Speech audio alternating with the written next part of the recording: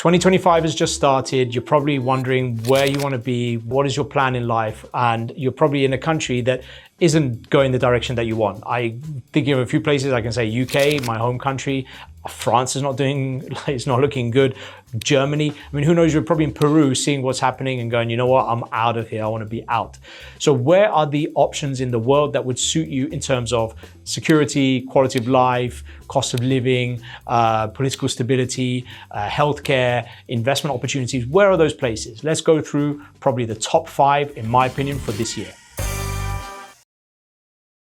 Hi, this is Jeremy from Millionaire Migrant. I'm originally from the UK. I left in 2008 and I moved overseas, and I ended up building and scaling a business that grew very, very large and specifically looked after investors, high net worth investors, to have citizenship, residency, real estate, and tax positioning, and as well as all types of asset protection, wealth proliferation as well. And all of those strategies we're going to be bringing to you so that you can understand a little bit more about all the things that you did or didn't know about, and all the opportunities as they come through using our global network.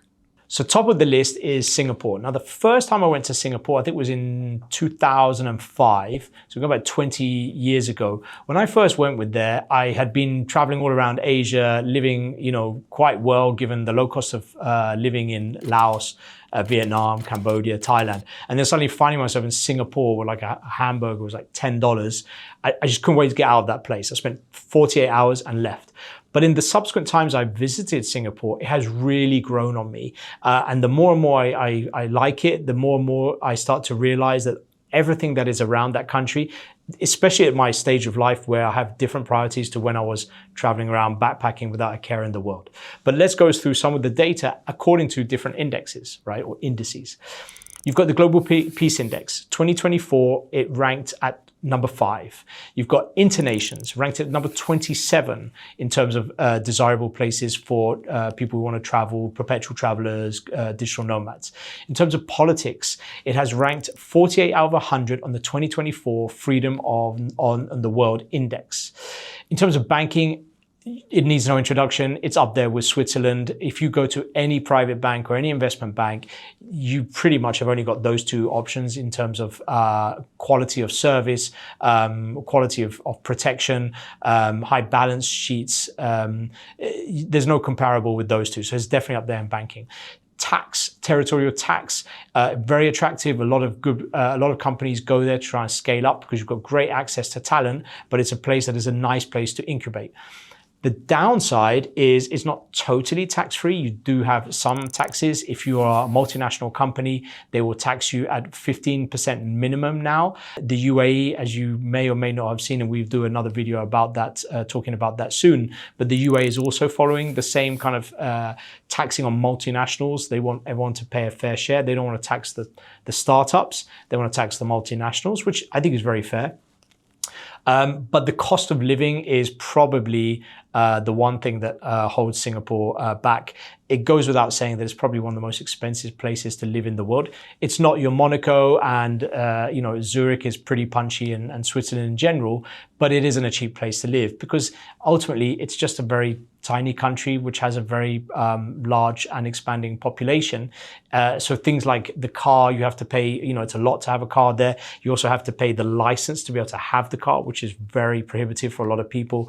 Rents are high. So those are the things that probably hold back Singapore. But I mentioned Singapore, let's talk about Switzerland. So Switzerland is a country that has a lot in similar with Singapore.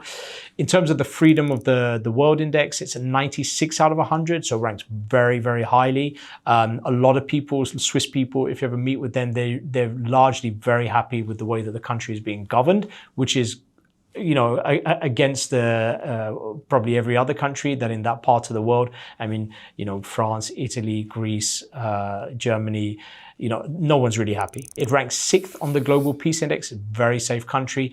Education, very high academic standards. I mean, if you talk about hospitality schools like EHL, the hospitality school in Lausanne, that one is world renowned. Healthcare, number 1 on the World Index of Healthcare Innovation. Financial hub needs no introduction. It's historically one of the best and safest places for people to bank, and that is why it is the epicenter of of private banking, but it's also taken the lead in terms of crypto-friendly banking. So if you want to open a bank account and you're in the crypto space and you want to have a crypto-friendly bank, banks like BIL, to name but one, is a good example, but a lot of the banks there are very crypto-friendly. Taxes. Personal tax, 11.5%. Corporate is around, it goes up to 21%, give or take, which in the grand scheme of things is not too bad. Any taxes, in my opinion, not a good thing. I think there's a lot of countries you can go and get much more favorable tax thresholds. You've got 35% federal tax, which applies to bank interest and lottery winnings, so it's lump sum tax. I think the only thing here, and this is something that I think too many people kind of overlook, is that when you're looking at taxes, you can look for countries that are low tax, but then you think about how much money you could potentially make. Okay, if you've got a completely remote business, that's fine. But at the same time, a lot of people don't attribute enough value to your network, which is, the community that is there, the business opportunities to grow that community that you do business with. And so when you add in those plus the cost of living, suddenly tax is not actually that relevant. And the UAE is a case in point. It's like, yes, there is 9%, which is still very low. But if you think about the benefits you can have in being in an environment where they say your network is your net worth. I mean, you have significant benefits in this. Switzerland also has, but it's also spread out over larger geography. So the chances you'll bump into those people or mix with those people or see those people again and again is much less than a smaller country like Dubai and to case in point, Monaco. So in the same way that you've got Italy, which is 200,000 euros, you pay that. No one asks for anything else over and above that. Greece has it as 100,000 euros. But here in Switzerland, it's cantonal. So it depends on the canton and you can negotiate as this. But the fact is, it's one of those few countries that offers this. And so when you put all of this together, very, very attractive. The only downside, as we come back to it, is the cost of living, which is the same problem that you're facing in Singapore. The last time I was in Switzerland, I think it was in Geneva a couple of years ago. I mean, I almost fell off my chair. It's an expensive place, and by the way, Europe is not cheap either. But if you were to give me two different contrasts for Western Europe, Portugal is cheap as chips, amazingly cheap. You can live very, very well. If you go from Portugal, and by the way, it also has tax friendly programs, is also digital nomad friendly, also has a lot of other attractive things about it. Compared to Switzerland, it's miles apart, which brings me to Portugal. So I've been a Portugal resident for several years.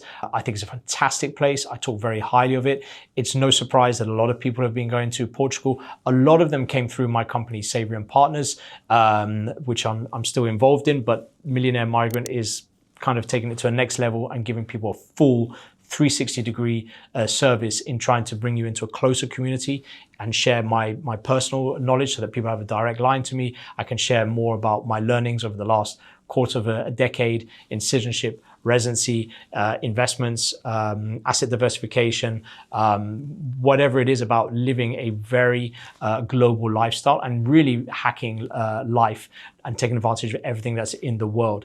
And for me, Portugal is a big part of my background. We ended up having the residency. We ended up living there.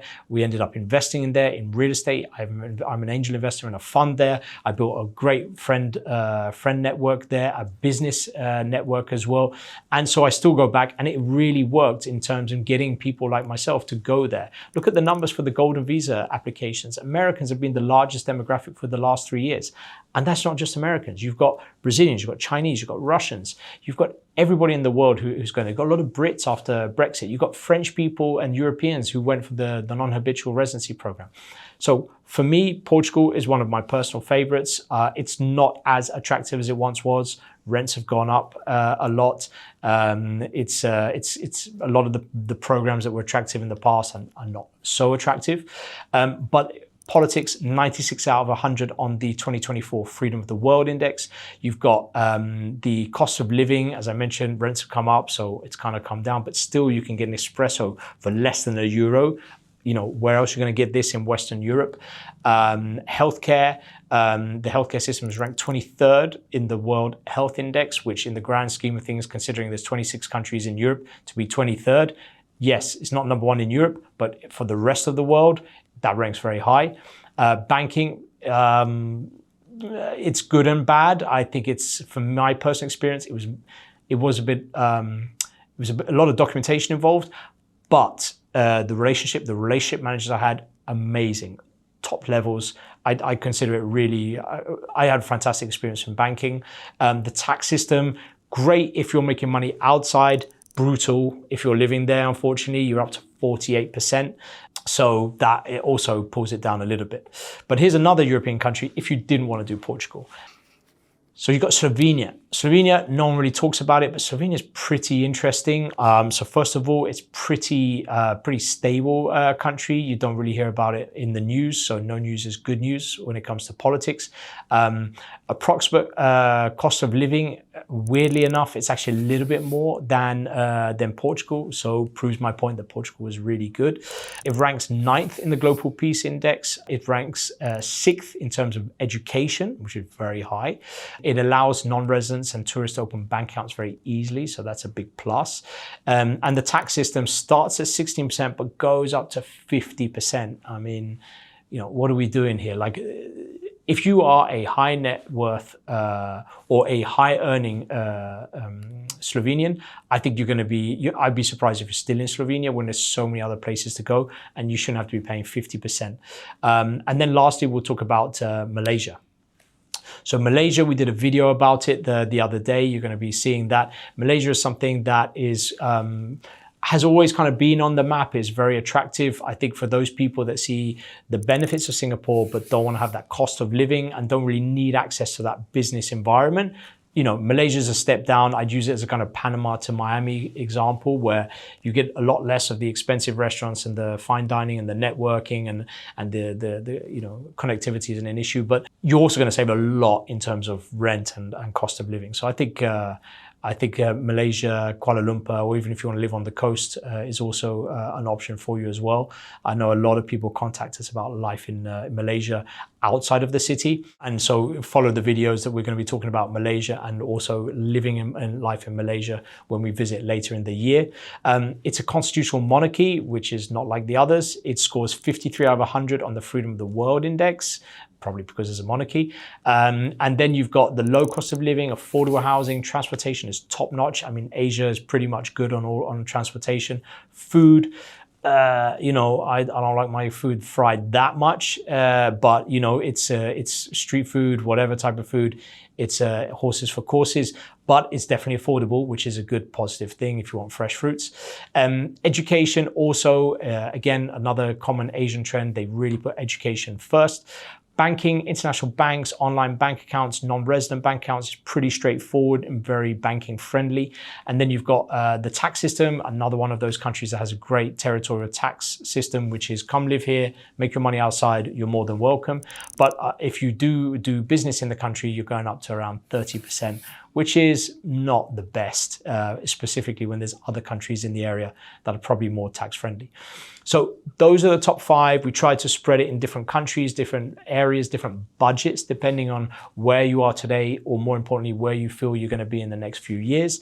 Everyone has different criteria. For some of you don't care if it's a monarchy or a democracy, but some of you will be more interested in, fresh food. Pollution is something that we didn't cover. Kuala Lumpur is not going to rank very high there, for example. It really depends what you want. But ultimately, that is what we're trying to do, is that I have run a citizenship and residency company for 15 years, a decade and a half. And so I have a very wide network to a lot of clients from all over the world. And that access to that net worth, to that information, to those insights that I get. I mean, just give you an example just now. I'm talking to someone about investing in Turkey. I had one of my old clients come in. He said, I did the St. Kitts with you guys. I did Turkey with you guys. This is how the property has done over the last few years. Here's the broker that I work with. So you're getting access to people in a country that you don't know through my company. Instead of you going there and asking a friend of a friend, you can ask us. We can take care of the whole thing for you, but we'll also give you people who have demonstrably done a deal for a client of ours, made money for the client of ours, but also that client be on our behalf. We would connect you to people, and we would also then be able to have that personal influence on making sure that that third party we deal with is going to look after you as if you not like some random stranger, but with a reference point. And on top of this, because we're a very large company that brings a lot of business and has a very large network of high net worth people, which broker, advisor, lawyer, consultant, accountant is going to drop the ball on this one, knowing how much business we can bring to them? These are things you have through scale. These are things you have through network. These are things through having a visible presence online, which your average consumer, if you try to do it yourself, you're not going to get that.